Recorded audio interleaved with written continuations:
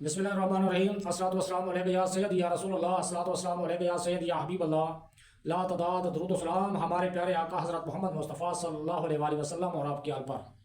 ویور میں مشتاق احمد، آپ دیکھ رہے ہیں یوٹیوب چینل۔ آج کا ہمارا موضوع ہے ربانی دواؤں سے روحانی علاج۔ ربانی دواؤں سے روحانی علاج، دوا بھی دعا بھی۔ ربانی علاج کی افادیت معلوم ہونا چاہیے کہ ربانی علاج سے بیماری ہو جانے کے بعد بھی فائدہ ہوتا ہے اور بیماری سے پہلے بھی حفاظت ہو جاتی ہے۔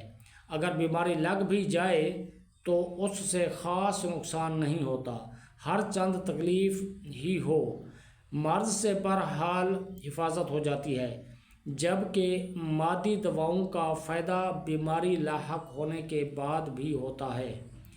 تعوذ والی دعائیں اور اذکار ان اسباب کو کنٹرول کرتے ہیں یا پھر انہیں پوری طرح سے اثر انداز نہیں ہونے دیتے۔ اس کا دار و مدار تعوذ کے کامل ہونے یا اس کی قوت اور ضعف پر ہے۔ چنانچہ دم، درود اور پناہ طلبی کی دعائیں صحت کی حفاظت کے لیے بھی پڑھی جاتی ہیں اور مرض سے نجات کے لیے بھی، حفاظت کے لیے بھی۔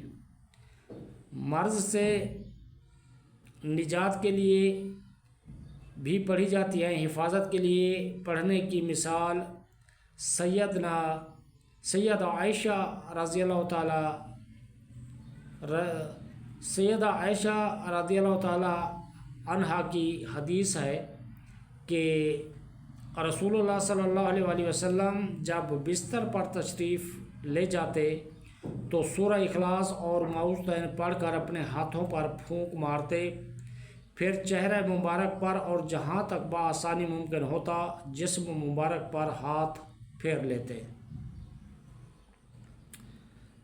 ویور اب تک کے لیے اتنا ہی، اپنا خیال رکھیے، اللہ حافظ۔